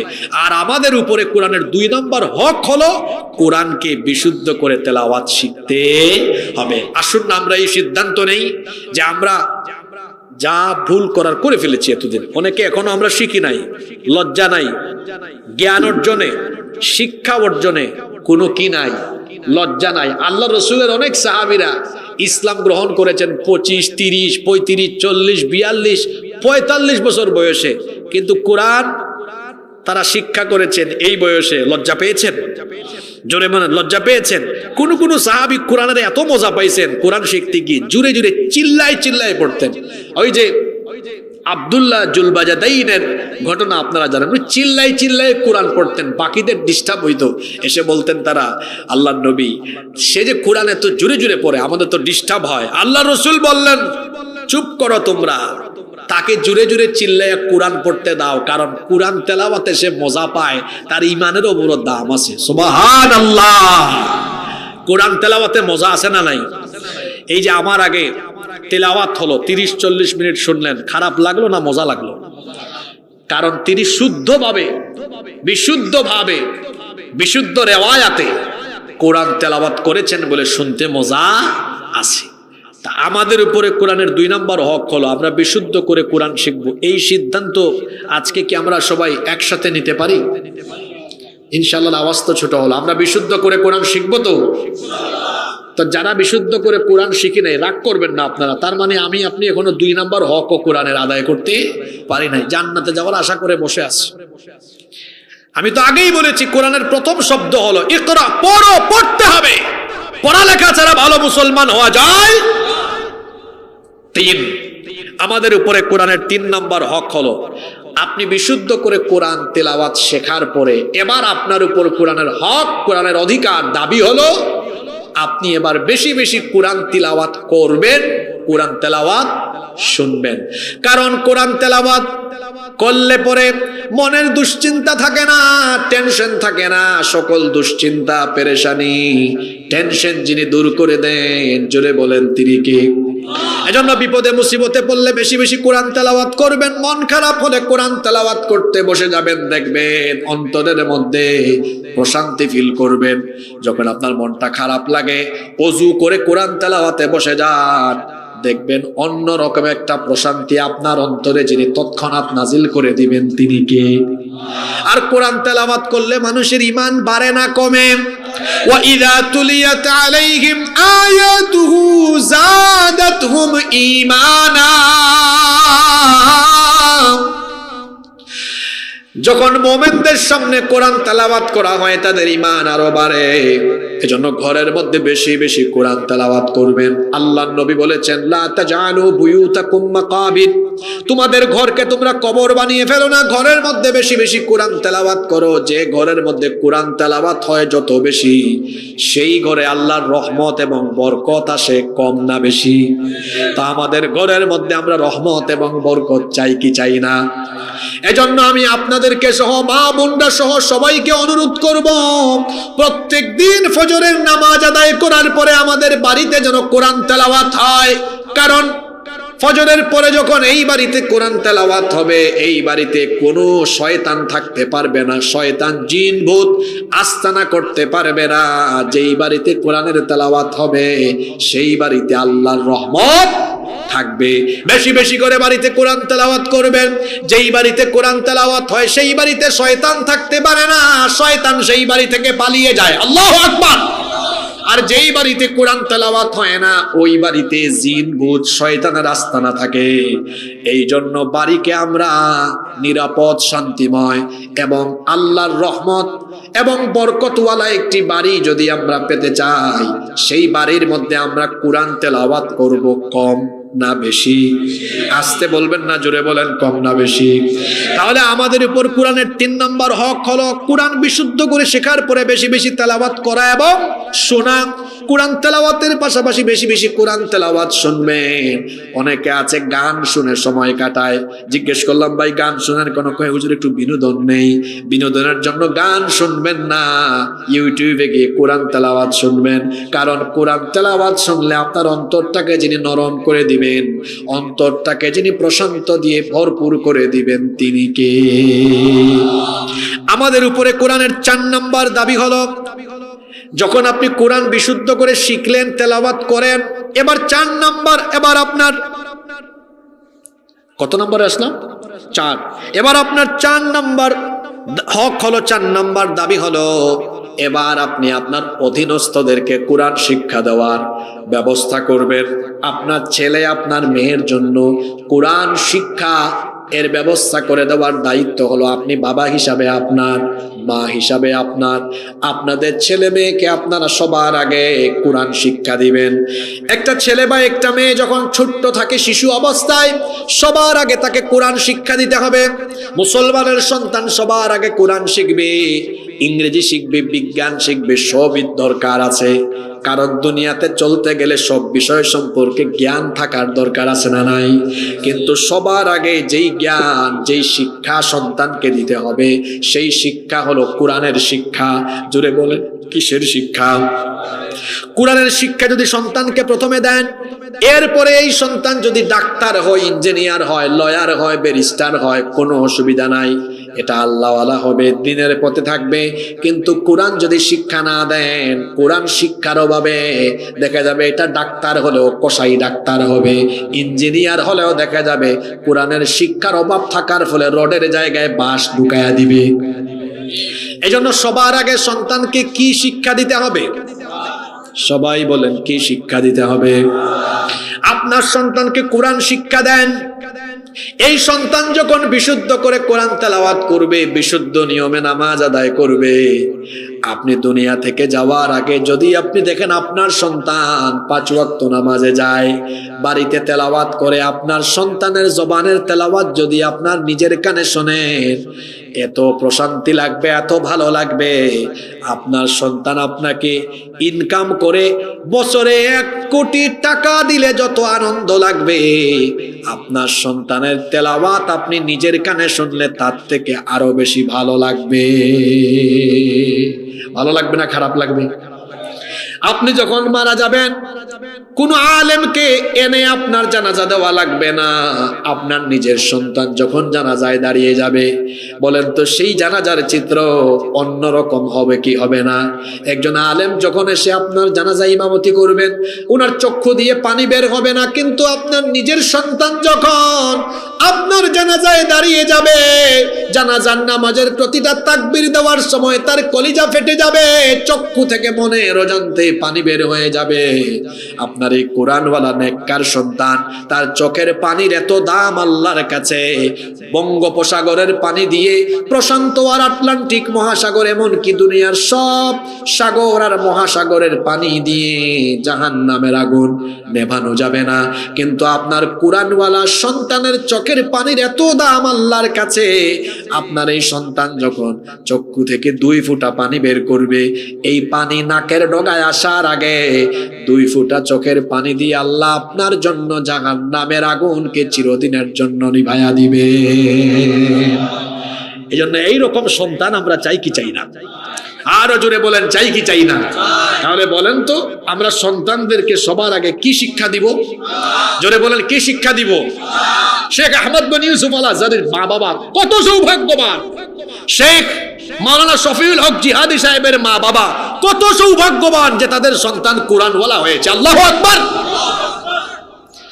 মানুষ যখন মারা যায়, আল্লাহর নবী বলেছেন, মারা যাওয়ার পরে মানুষের সকল আমলের ধারা বন্ধ হয়ে যায়, কিন্তু 3টা আমলের সওয়াব মানুষ কবরে গিয়েও পায়। একটা হলো সদকায়ে জারিয়া, সদকায়ে জারিয়া করে গেলে কবরে যাওয়ার পরেও সওয়াব পাবেন। 2 নাম্বার হচ্ছে ইলমুন ইউনতাফাউ বিহ, যদি আপনি এমন জ্ঞানের অধিকারী হন, আপনার অর্জিত জ্ঞান দিয়ে যদি মানুষকে উপকার দিয়ে যান, বক্তব্য দ্বারা, লেখনী দ্বারা, কিংবা অন্যান্য ভাবে আপনার জ্ঞানের মাধ্যমে যদি মানুষের উপকৃত হয়, উপকার পায়, কবরে যাওয়ার পরেও আপনি সওয়াব পাবেন। যেমন ইমাম বুখারী রাহমাতুল্লাহ আলাইহি দুনিয়াতে নাই, শত শত বছর আগে চলে গিয়েছেন, কিন্তু তার অনেক লিখনী, অনেক খেদমত এখনো দুনিয়াতে আছে না নাই? এটা হলো এমন একটা খেদমত, তিনি কবরে যাওয়ার পরেও এখন সওয়াব এখনো পান। আরেকটা হলো ওয়ালাদুন সালিহুন ইয়াদউ লাহু, নেককার সন্তান, যে সন্তান তার মা বাবার জন্য দোয়া করবে। আপনি যদি নেককার সন্তান রেখে যান, এই নেককার সন্তান যত নেক আমল করবে, এর একটা পার্সেন্টেজ আল্লাহ আপনার আমলনামায় কবরে পৌঁছে দিবে। আমরা এই সুযোগ চাই কি চাই না? জোরে বলেন, চাই কি চাই না? তাহলে সন্তানদেরকে সবার আগে আপনারা কি শিক্ষা দিবেন? জোরে বলেন, কি শিক্ষা দিবেন? রাজি আছেন সবাই? রাজি আছেন? এই এলাকায় কি সকালবেলা মক্তব আছে? সাবাহি মক্তব আছে? মাশাআল্লাহ। মক্তবে সন্তানকে পাঠাবেন, নুরানি মাদ্রাসায় পাঠাবেন। সুযোগ থাকলে সন্তানকে আগে হাফেজ বানাবেন, কারি বানাবেন, এরপরে ডাক্তার বানান, ইঞ্জিনিয়ার বানান, ব্যারিস্টার বানান, কোনো অসুবিধা নাই। কিন্তু সবার আগে কি শিক্ষা দিতে হবে? জোরে বলেন, কি শিক্ষা দিতে হবে? আপনারা আপনাদের সন্তানদেরকে কোরআন শিক্ষা দিবেন তো? এটা আপনাদের উপরে। কোরআনের কয় নাম্বার হক? জোরে বলেন, কয় নাম্বার? আচ্ছা, আপনাদের কষ্ট হচ্ছে নাকি? এই তো শেষ। কোরআনের মোট দাবি কয়টা? 9টা। বলছি কয়টা? খুব অল্প সময়ে শেষ হবে। 5 নাম্বার দাবি হলো, যতটুকু পারেন যথাসাধ্য কোরআন মুখস্থ করবেন। আপনি যতটুকু পারেন ততটুকু মুখস্থ করেন। আশ্চর্য ব্যাপার, আমাদের দেশে কোরআন মুখস্থ করার দায়িত্ব মানুষ শুধু হাফেজদের উপরে দিয়েছে, তোমরা শুধু মুখস্থ করো। আর আমাদের পুঁজি হলো আল্লাহকুমুত তাকাসুর অথবা আলাম তারা কাইফা ফাআলা রাব্বুকা বিআসহাবিল ফিল। এই সূরা থেকে কুল আউযু বিরাব্বিন নাস, এই সূরা বেশিরভাগ মানুষ এখানে বসে আছেন যারা এই সূরাগুলোর বাইরে অন্য কোন সূরাই পারে না। কি বলেন, আছে না? তা আপনার পুঁজি এত দুর্বল কেন? শুধু এই সূরাগুলোর মুখস্থ করলেন। আপনি কি চাইলে আরো কিছু আয়াত, আরো কিছু সূরা মুখস্থ করতে পারবেন না? কথা বলেন, আপনারা পারবেন কিনা? যত বেশি কোরআন মুখস্থ করবেন, আপনার সিনার মধ্যে যত বেশি কোরআন থাকবে, আপনার সেই সিনাকে, আপনার সেই কলবকে তত বেশি নূর দিয়ে যিনি ভরপুর করে দিবেন তিনি কে? যে যত বেশি কোরআন মুখস্থ করবে আল্লাহর কাছে তার মর্যাদা তত বেশি বেড়ে যাবে। আল্লাহু আকবার। এই জন্য কোরআনের হাফেজরা কিয়ামতের ময়দানে আল্লাহর তরফ থেকে বিশেষভাবে সম্মানিত হবে। সৌদি আরব, মিশর সহ আরব দেশের অনেকগুলো দেশ আছে যেখানে তারা তাদের সিলেবাসের মধ্যে কোরআন শিক্ষাকে, তারা তাদের সিলেবাসের মধ্যে কোরআন হিফজকে বাধ্যতামূলক করে দিয়েছে। আবার কোন প্রতিষ্ঠানে পুরাটা না হলে অন্তত একেবারে সিলেক্টেড কিছু সূরা বা পারা মুখস্থ করার তারা ব্যবস্থা করেছে। কিন্তু আমাদের সিলেবাসে নাই। থাকবে কেমনে? কারণ শিক্ষা সিলেবাস প্রণয়ন এবং কারিকুলাম কমিটিতে যারা আছে সবগুলা তো নাস্তিক পাড়া আর বাম পাড়া। যদি এখানে আলেম ওলামা থাকতেন, ইসলামী চিন্তাবিদ, শিক্ষাবিদ, গবেষকরা থাকতেন, তাহলে এই জাতির জন্য ভালো কিছু আশা করা যেত। আপনারা মনোযোগ দিয়ে আমার কথা শুনেন তো, আমরা চাইলে আমাদের সিলেবাসকে এভাবে সাজাতে পারতাম না যে প্লে, নার্সারি, ক্লাস 1, 2 এতটুকু পর্যন্ত 4 বছরে একটা বাচ্চা, আপনারা কায়দা বুঝেন তো? কায়দা সিফারা বুঝেন না? কায়দা সিফারা নাজেরা এবং বিশুদ্ধ করে তেলাওয়াত শিখবে ক্লাস 2 পর্যন্ত। 4 বছরে শেখানো সম্ভব কি সম্ভব না? আপনারা কথা বলবেন, সম্ভব কি সম্ভব না? আচ্ছা, এরপরে দেখেন, আমার দিকে তাকান, ক্লাস 3, 4, 5, 6, 7, 8, 9, 10, 8টা ক্লাস। কয়টা ক্লাস? প্রতি ক্লাসে যদি মাত্র 3 পারা সিলেবাসে ঢুকান, এটা সরকারের কাছ থেকে সিলেবাস ঢুকানো হলো, তোমাকে মুখস্থ করতেই হবে 3 পারা। 1 বছর সমান 365 দিন। 365 দিনে কত পারা? মাত্র 3 পারা। কত পৃষ্ঠা হাফেজ ভাইয়েরা? 3 বিশে 60। 60 না? মুখস্থ করা কোনো ব্যাপার? অনেক সময় মানুষ শিখে না, কিন্তু চাপায়ে দিলে শিখে। তাইলে প্রতি বছর যদি 3 পারা করে দেওয়া হয়, ক্লাস 3 থেকে 10 পর্যন্ত 8টা ক্লাসে 3 8 কত পারা শেষ? হিসাব জানেন না? 3 8 কত? এসএসসিতে এখনো, এইচএসসি, ইন্টারমিডিয়েট কয় বছর? কথা বলে না কেন? ফার্স্ট ইয়ারে আরো 3, সেকেন্ড ইয়ারে আরো 3, 6। আগের 24 কত হইছে? জোরে বলেন না কেন? ওকে। আমার দেশে মানুষ বিভিন্ন বিষয়ে পড়াশোনা শুরু করে ইউনিভার্সিটি থেকে, এবার কেউ ইংরেজি ডিপার্টমেন্টে পড়বে, কেউ বিবিএতে পড়বে, কেউ এলএলবিতে পড়বে, কেউ সিএসসিতে পড়বে, ট্রিপলিতে পড়বে। মনে করেন একটা ছেলে চলে গেল এমবিবিএস এ, এর আগেই ইন্টারমিডিয়েট পর্যন্ত হাফেজই শেষ। হাফেজ ডাক্তার, হাফেজ ইঞ্জিনিয়ার, হাফেজ ব্যারিস্টার, হাফেজ ব্যাংকার, হাফেজ সচিব, হাফেজ ডিসি, হাফেজ এসপি। দেখা যেত এই কারিকুলামের আদলে শিক্ষা ব্যবস্থা থাকলে আমার দেশে পড়ালেখা শেষ করে স্বভাবের চোর হতো না, প্রত্যেকটা ব্যক্তি আল্লাহওয়ালা হয়ে যেত। আমার দেশে চোর আছে 2 জাত। কয় জাত? একটা হলো অভাবের চোর, আরেকটা হলো স্বভাবের চোর। আপনাদের এলাকায় চিংড়ির ঘের আছে নাকি? আছে? এক লোক রাত 3টার সময় যাচ্ছে, ঘরে 2-3 দিন ধরে খাবার নাই, যাওয়ার সময় ওখান থেকে কিছু চিংড়ি চুরি করে নিয়ে গেছে। এটা স্বভাবের চোর না অভাবের চোর? জোরে বলেন। বেটা সচিব, ডিসি, এসপি সরকারি কোয়ার্টারে থাকে, সরকারি গাড়ি, সরকারি বাড়ি, বেতন ভাতা সব সরকারি পায়, তাও চোরের চোর, ঘুষ ছাড়া একটা কাজও করে না, কোটি কোটি টাকা দুর্নীতি করে খায়। এটারে আপনি অভাবের চোর বলবেন না স্বভাবের চোর বলবেন? তো এই দেশে অভাবের চোর বেশি না স্বভাবের চোর বেশি? এত পড়ালেখা করে এই শিক্ষিত নামের কুলাঙ্গার চুর হয়েছে কেন? কারণ তার শিক্ষা ব্যবস্থায় কোরআন ছিল না, হাদিস ছিল না, এই জন্য এ স্বভাবের চোর হয়েছে। আপনারা কি এই দেশের পরিবর্তন চান না? যদি বলেন পরিবর্তন চান কি চান না? তাহলে স্বভাবজাত চোরদেরকে বদলাতে হলে, একটা জাতিকে পরিবর্তন করতে হলে ওই জাতির শিক্ষা ব্যবস্থায় হাত দিতে হবে। শিক্ষা ব্যবস্থায় কোরআন হাদিস বাধ্যতামূলক করতে হবে। তাহলে আমার দেশের এই ছাত্ররা সোনার মানুষ হয়ে আদর্শ চরিত্রবান হয়ে গড়ে উঠবে। সুবহানাল্লাহ। কোরআনের শিক্ষা মানুষকে পরিবর্তন করে কি করে না? আল্লাহর রসুলকে আল্লাহ এমন এক সমাজে পাঠালেন, এরা ছিল স্বভাবের চোর। কথা শুনতেছেন? স্বভাবের লুণ্ঠনকারী, স্বভাবের ডাকাত, স্বভাবের ধর্ষণকারী। আল্লাহর নবী এদেরকে এনে কোরআন যখন শিক্ষা দিলেন, স্বভাবের চোর কোরআনের শিক্ষা পেয়ে এমন ভাবে বদলে গেল, আগে বাড়িতে ঢুকে চুরি করত, আর এখন সে মানুষের বাড়িঘর সম্পদের পাহারাদারে পরিণত হয়ে গেল। সুবহানাল্লাহ। আগে ছিল নারীর ইজ্জত লুণ্ঠনকারী, কোরআনের শিক্ষা পেয়ে হয়ে গেছে নারীর ইজ্জত আর সম্ভ্রমের পাহারাদার। সুবহানাল্লাহ। তাহলে কোরআনের শিক্ষা দিয়ে সোনার মানুষ তৈরি করা যায়, আদর্শ চরিত্রবান মানুষ তৈরি করা যায়। কোরআনের শিক্ষা লাগবে। কোরআন মুখস্থ করেন। কোরআন মুখস্থ করা সহজ না কঠিন? আপনারা কথা বলেন না, সহজ না কঠিন?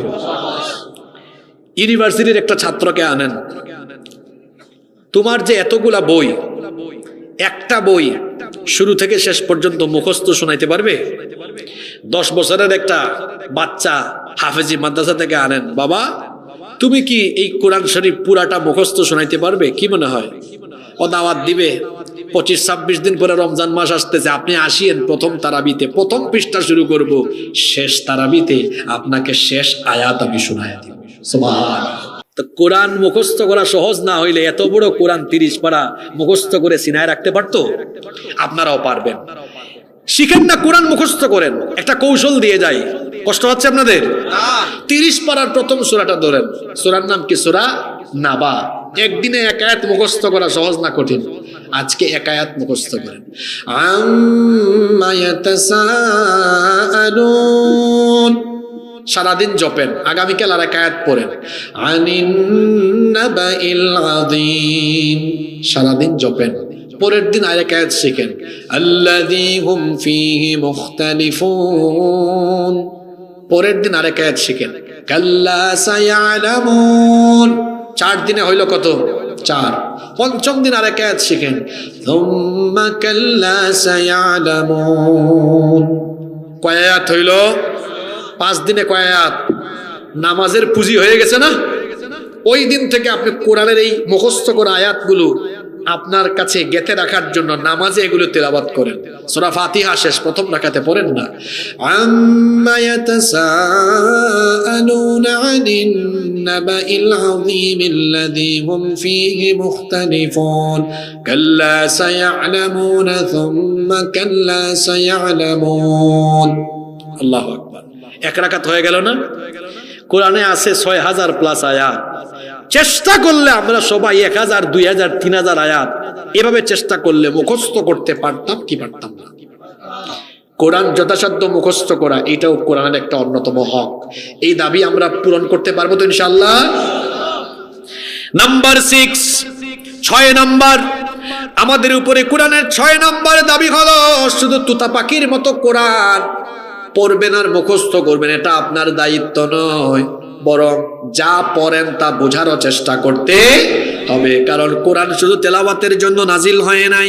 আল্লাহ তাআলা বলছেন, কিতাবুন আনজালনাহু ইলাইকা মুবারাকুন লিয়াদাব্বারু আয়াতিহি ওয়া লিয়াতাযাক্কারা উলুল আলবাব। আমি আপনার কাছেই বরকতময় কিতাব নাজিল করেছি যাতে তারা এই কিতাবের আয়াতগুলো নিয়ে চিন্তা ভাবনা করে গবেষণা করে। আল্লাহ বলছেন, আফালা ইয়াতাদাব্বারুনাল কুরআন আম আলা কুলুবিন আকফালুহা, কি হলো তোমাদের? কেন তোমরা আল্লাহর কালাম, আল্লাহর কিতাবের আয়াতগুলো বুঝার উপলব্ধি করার চেষ্টা করো না? কেন এটা বুঝে পড়ার চেষ্টা করো না? তোমাদের অন্তরে কি তালা লেগেছে নাকি? জিজ্ঞেস করছেন, প্রশ্ন করছেন সরাসরি কে? আল্লাহ বলছেন, কি হয়েছে তোমাদের? কেন কোরআন বুঝার চেষ্টা করো না? অন্তরে কি তালা লাগিয়ে দিয়েছো নাকি? অন্তরের তালা খুলো, আল্লাহর কোরআন বুঝে পড়ার চেষ্টা করো। আল্লাহর কোরআন বুঝে বুঝে পড়লে জীবনটা একেবারে বদলে যাবে, জান্নাতি জীবনে পরিবর্তিত হয়ে যাবে। কোরআন কেমনে বুঝে বুঝে পড়বেন, এটারও একটা প্রেসক্রিপশন আপনাদেরকে দিয়ে যাই। ঘরের মধ্যে তো কত ফার্নিচার কিনে রাখলেন বাবারা, প্রিয় যুবক ভাইয়েরা। 2-3 হাজার টাকা খরচ করলে বাংলায় অনুবাদ করা এক সেট তাফসীর কিনে চাইলে বাড়িতে রাখতে পারেন। তাফসীর ইবনে কাসির আছে, তাফসীরে জালালাইন, মারিফুল কোরআন, তাফহিমুল কোরআন, জিলালুল কোরআন, যে তাফসীরের নাম বললাম এগুলো সব বাংলায় অনুবাদ করা বাজারে আছে, এক সেট কিনে রাখেন। প্রতিদিন আপনি 5টা আয়াত বাড়িতে অর্থ সহ ব্যাখ্যা সহ বুঝে বুঝে পড়েন। 5 আয়াত পড়তে এই 10-15 মিনিট সময় লাগবে। প্রতিদিন যদি 5 আয়াত করে পড়েন, আমি ক্যালকুলেটরে হিসাব করে বলতেছি, গোটা কোরআন একবার পড়ে শেষ করতে আপনার সময় লাগবে মাত্র 4 বছর। যদি 10 আয়াত করে পড়েন সময় লাগবেন কত বছর? 2 বছর। 20 আয়াত করে পড়লে সময় লাগবে কয় বছর? কে আছে এখানে গোটা কোরআন পড়েছে? না, এভাবেই বিদায় নিচ্ছে, দুনিয়া থেকে চলে যাচ্ছে। মাস্টার ডিগ্রি পর্যন্ত এত এত কিতাব বই পড়তে পারলেন, আল্লাহর কোরআন কি এভাবে প্ল্যান ওয়াইজ পরিকল্পনা মাফিক চাইলে পড়তে পারতেন না? হ্যাঁ, আপনি চাইলে পড়তে পারতেন। নেন না, আজকে একটা সিলেবাস নিয়ে যান, প্রতিদিন 5 আয়াত পড়েন। কয় বছর লাগবে শেষ করতে? আমি কোন জায়গায় ওয়াজ শোনাই, গুরুস্থানে না জিন্দাস্থানে? কথা বুঝেন না? প্রতিদিন 5 আয়াত করে পড়লে সময় লাগবে কয় বছর? 10 আয়াত করে পড়লে সময় লাগবে কয় বছর? 20 আয়াত করে পড়লে সময় লাগবে কয় বছর? যান, এবার যার যেভাবে মন চায় পড়ে। 5, 10, 20, 4 বছর, 2 বছর, 1 বছর, 3 মেয়াদে 3 রকম সিলেবাস দিয়ে গেলাম। যার জন্য যেটা সহজ হয় সেটা আমল করেন। আল্লাহ আমাদেরকে আমলের তৌফিক দাও। নাম্বার 7, আমাদের প্রতি কোরআনের 7 নাম্বার হক হলো, শুধু কোরআন বুঝলে চলবে না, কোরআনের জ্ঞান অর্জন করলে চলবে না, কোরআন অনুযায়ী আমলও করতে হবে। আমাদের মা নবীজির প্রিয়তমা স্ত্রী আম্মা জানা আয়েশা রাদিয়াল্লাহু আনহার কাছে সাহাবায়ে কেরাম গিয়ে জিজ্ঞেস করলেন, আমাদের প্রিয় নবীজির চরিত্র কেমন ছিল? আল্লাহর নবীর চরিত্রের ব্যাপারে তাকে প্রশ্ন করা হলে তিনি বললেন, তোমাদের বাড়িতে কি কোরআন নাই? তারা বললেন, হ্যাঁ আছে তো। তখন আম্মা জানা আয়েশা রাদিয়াল্লাহু আনহা বললেন, কোরআন যদি বাড়িতেই থাকে আমার কাছে আর জিজ্ঞেস করতে এসেছো কেন? কোরআনের প্রত্যেকটা লাইন যেমন আমার নবীর চরিত্র হলো তেমন। আমরা কোরআন খতম করতে 25-30 ঘন্টায় কাম শেষ, আর সাহাবায়ে কেরাম এক একটা সূরা পড়তে বছরের পর বছর নিয়েছেন। আপনি বলবেন, হুজুর তারা মনে হয় আমাদের থেকে কম গতির। না, তারা একটা আয়াত পড়েছেন, ওইটা আমল করেছেন, তারপরে পরের আয়াতে গিয়েছেন। সুবহানাল্লাহ। আমার আপনার জীবনের সাথে কোরআনের কোনো মিল নাই। কেন? তুতা পাখির মতো কোরআন পড়ে। এক সুদখোর সুদও খায়, কোরআনের সুদের আয়াতও পড়ে। আছে না এরকম? এইরকম করলে তো হবে না। আমার আপনার উপরে কোরআনের 7 নাম্বার হক হলো কোরআন অনুযায়ী নিজের জীবনে আমল করা। কষ্ট হচ্ছে আপনাদের? মোট কয়টা বললাম? এই 7টা হলো ব্যক্তিগত আমল। ব্যক্তিগত 7টা কি দেখি কারা কারা মনে রাখছেন। আমাদের উপরে কোরআনের 1 নাম্বার হক হলো কোরআনের উপর পূর্ণাঙ্গ কি আনা? ঈমান আনা। জোরে বলেন, কি আনা? এই কোরআনে সব আছে না নাই? 2 নাম্বার দাবি হলো কোরআন বিশুদ্ধ করে তেলাওয়াত শিখা। 3 নাম্বার দাবি হলো কোরআন বেশি বেশি তিলাওয়াত করা। 4 নাম্বার দাবি হলো অধীনস্থদেরকে কোরআন শিক্ষা দেওয়া। 5 নাম্বার দাবি হলো যথাসাধ্য কোরআন মুখস্থ করার চেষ্টা করা। 6 নাম্বার দাবি হলো কোরআন বুঝার চেষ্টা করা। 7 নাম্বার দাবি হলো কোরআন অনুযায়ী আমল। এবার আসেন বাকি 2টা আপনার ব্যক্তিগত না, এগুলো সমাজ নিয়ে করবেন, দল নিয়ে করবেন। কি নিয়ে করবেন? দল নিয়ে। আপনি কোরআন শিখলেন, পরিবারকে শেখালেন, মুখস্থ করলেন, কোরআন বুঝেন, আমলও করেন, দায়িত্ব কি শেষ? না, আপনার দায়িত্ব শেষ নয়। এবার আপনি সমাজে বের হবেন, মানুষের কাছে কোরআনের দাওয়াত দিবেন। কোরআন দিয়ে সমাজ এবং রাষ্ট্র গঠনের জন্য এবার আপনি কোরআনের দল গঠন করবেন, কোরআনের দলে শামিল হবেন। নেতা আর নেত্রীর আদর্শ বাস্তবায়নের জন্য এমন কোন দলে আপনি ঝাঁপ দিয়েন না যারা আপনাদের হাতে বই খাতা কলমের পরিবর্তে লাঠি সোঁটা পিস্তল তুলে দেয়, যারা আপনাদেরকে এইভাবে জাহান্নামমুখী বানায়। এরা আপনাদের নেতা নয়, এরা আপনাদের দুশমন। বরং নেতা হলো তারা আপনার হাতে কোরআন তুলে দেয়, যারা আপনাকে নামাজের কথা তাহাজ্জুদের কথা বলে, যারা আসল নেতা হলো তারা। আপনি তাদের সাথেই থাকবেন।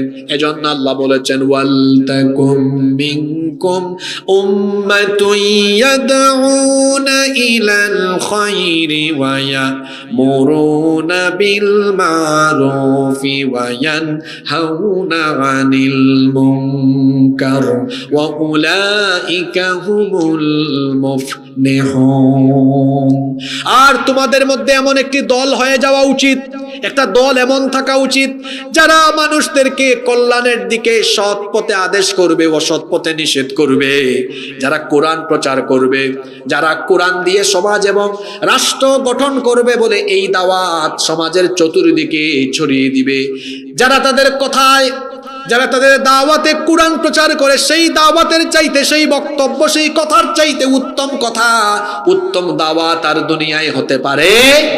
এজন্য আল্লাহ তাআলা বলেছেন ওয়ামান আহসানু কওলাম মিম্মান দাআ ইলাল্লাহি ওয়া আমিলা সালিহান ওয়া ক্বালা ইন্নানি মিনাল মুসলিমিন।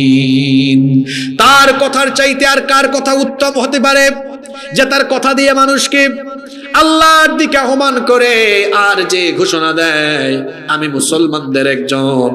আমরা মানুষকে নেতা নেত্রীর দিকে ডাকবো না, মানুষকে ডাকবো কার দিকে?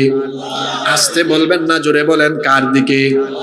যুবক ভাইদেরকে বলবো, এই যৌবন বয়সে কারো চামচামি করো না, কারণ যৌবন কোন নেতা নেত্রীর চামচামি করার জন্য দেওয়া হয় নাই। এই যৌবন দেওয়া হয়েছে আল্লাহর জমিনে আল্লাহর দ্বীন কায়েম করবার জন্য। এই জন্য যৌবনের নেয়ামত কোন নেতা খেতার পেছনে গিয়ে নষ্ট করে দিও না, বরং এই যৌবন আমরা ওয়াকফ করে দিব আল্লাহর পথে, রসুলের পথে। আল্লাহর পথে, রসুলের পথে যৌবন দিবে যারা, আল্লাহর জান্নাত এবং রসুলের সুপারিশ পেয়ে যাবে তারা। সুবহানাল্লাহ। এই জন্য আমাদের উপরে কোরআনের ৮ নম্বর যে হক আছে, এই ৮ নম্বর হক পূরণের জন্য আমরা সবাই আল্লাহর পথে, রসুলের পথে থেকে, কোরআনের পথে থেকে কোরআনের দল করে কোরআনের আন্দোলনে শামিল থাকব। রাজি আছেন? রাজি আছেন? কোরআনের আন্দোলনে থাকবেন, কোরআনের দলে থাকবেন, আলেমুল আমাদের সাথে থাকবেন, কোরআনওয়ালা নেতাদের সাথে থাকবেন। রাজি আছেন সবাই? কারা কারা রাজি আছেন দেখি আল্লাহরে দেখান তো। মাশাআল্লাহ, মাশাআল্লাহ। আল্লাহ সবাইকে কবুল করেন, বলেন আমিন। অনেক কষ্ট দিয়ে ফেলছি আপনাদেরকে, তাই না? নাম্বার 9 এবং সর্বশেষ হলো আমার আপনার উপরে কোরআনের 9 নাম্বার দাবি হলো শুধু কোরআন শিখলে, বুঝলে, আমল করলে আর দাওয়াত দিলে হবে না, কোরআনের ওয়াজ করলে হবে না। কোরআন দিয়ে সমাজও চালাতে হবে, দেশও চালাতে হবে। কোরআন দিয়ে দেশ পরিচালনার সুন্নত আদর্শ আমার নবীর জীবনে আছে না নাই? আস্তে বলবেন না, জোরে বলেন, আছে না নাই? আমার আপনার নবীর টোটাল জিন্দেগি হলো 63 বছর। আমার আপনার নবীর মোট জিন্দেগি হলো কত বছর? সবাই বলেন কত বছর? 63 বছরের জীবনকে 2 ভাগে ভাগ করা হয়েছে, মাক্কি জীবন আর হলো মাদানী জীবন। আবার মক্কার জীবনকে 2 ভাগে ভাগ করা হয়েছে, নবুয়ত পূর্ব মাক্কি জীবন, নবুয়ত পরবর্তী মাক্কি জীবন। কারণ আল্লাহর নবী মক্কায় ছিলেন 53 বছর। এই 53 বছরের মধ্যে 40 বছর পর্যন্ত তিনি কাউকে কোরআনের দাওয়াত দেন নাই, কারণ কোরআন তখনও নবীর কাছে নাজিলই হয় নাই। 40-এ যখন কোরআন নাজিল হলো, 53 পর্যন্ত এই 13 বছর আল্লাহর নবী কোরআনের দাওয়াত দিলেন। কাফেররা নির্যাতন করলো, নিপীড়ন করলো, আমার নবীর রক্ত ঝরালো। আমার নবী তায়েফের ময়দানে দান মুবারক শহীদ করলেন। দান মুবারক শহীদ করা হলো, সাহাবীরাও রক্ত দিলেন, জীবন দিলেন, শহীদ হলেন। 13টা বছর দাওয়াত দিলেন আর মার খেলেন। 13 বছরে মানুষ তৈরি করলেন। স্বর্ণকে পুরালে স্বর্ণ আরো কি হয়? খাঁটি হয়। স্বর্ণ পুরালে স্বর্ণ কি হয়? ঠিক তেমনি কোরআনওয়ালাদেরকে নির্যাতন করলে এরাও দিন কায়েমের জন্য আরো বেশি শক্তিশালী হয়। এখন যারা বলে 15 বছর 16 বছর এত পিটান পিটাইলাম, এত জেলে ঢুকাইলাম, তারপরে এত মানুষ কুত থেকে আসে, ব্যাককলের দল।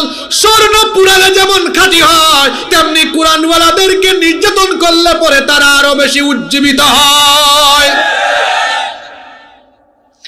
13 বছর আল্লাহ নবী কোরআন দিয়ে মানুষ তৈরি করলেন।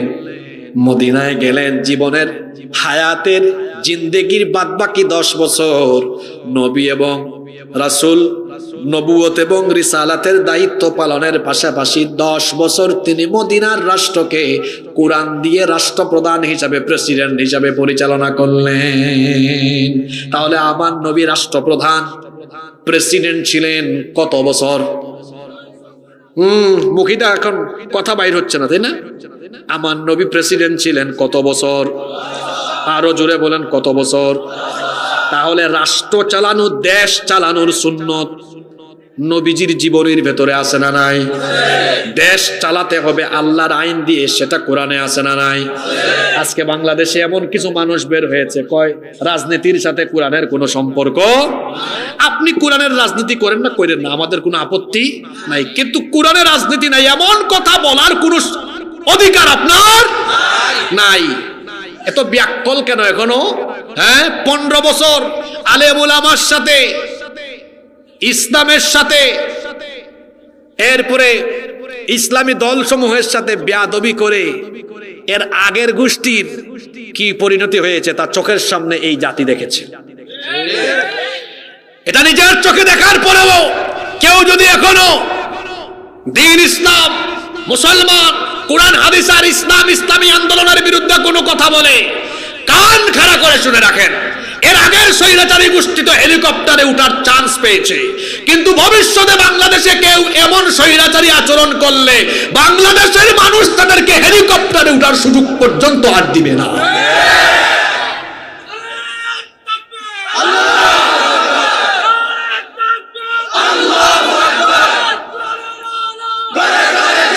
কিসের ঘরে ঘরে জালো? আল কোরআনের আলো কোথায় জালো? আপনারা একমত না দ্বিমত?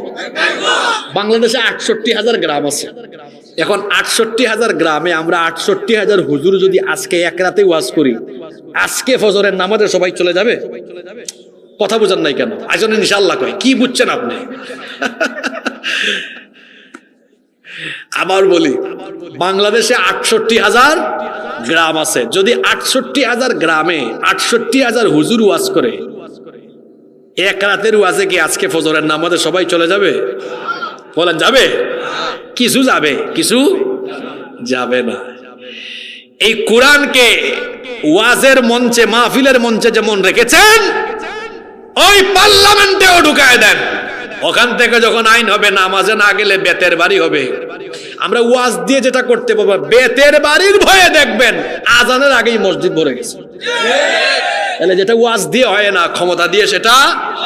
আমি কি চাইলেই বাংলাদেশের সুদ ঘুষ কালকে বন্ধ করে দিতে পারবো? পার্লামেন্ট থেকে যখন বলা হবে সুদ বন্ধ, ঘুষ বন্ধ, চাঁদাবাজি বন্ধ, টেন্ডারবাজি বন্ধ, ওয়াজ দিয়ে যা হবে না, ওখান থেকে হুকুম করে সব বন্ধ করা যাবে। এজন্য কোরআন শুধু মসজিদ, মাদ্রাসার মাহফিলের মঞ্চ নয়, এই কোরআনকে দেশ পরিচালনার সর্বোচ্চ জায়গায় নিয়ে যেতে হবে। এটা হলো আমাদের উপরে কোরআনের হক। সেই কোরআনকে আমরা রাষ্ট্র পরিচালনায় দেখতে চাই কি চাই না? এই কোরআনকে আমরা রাষ্ট্র পরিচালনায় দেখতে চাই কি চাই না? বাংলাদেশ স্বাধীন হওয়ার পরে 54 বছর ধরে এই দেশে শুধু চুরি ডাকাতি চলে, দুর্নীতি চলে, লুটপাট চলে। যে যখন ক্ষমতায় যায় আঙ্গুল ফুলে কলা গাছ হয়ে যায়। আমরা এরকম চুরি ডাকাতি দুর্নীতি আর দেখতে চাই না। আমরা যদি বাংলাদেশকে ন্যায় ইনসাফ আর বাংলাদেশকে যদি আমরা ন্যায় ইনসাফের আদলে একটি কল্যাণমুখী রাষ্ট্র হিসাবে পেতে চাই, নেতা নেত্রীদের আদর্শকে লাথি দিয়ে ডাস্টবিনে ফেলে আল্লাহর কোরআনের আইনকে সংসদ পর্যন্ত নিয়ে যেতে হবে। সবাই রাজি আছেন? মাশাআল্লাহ। এই মোট কয়টা দাবির কথা বললাম?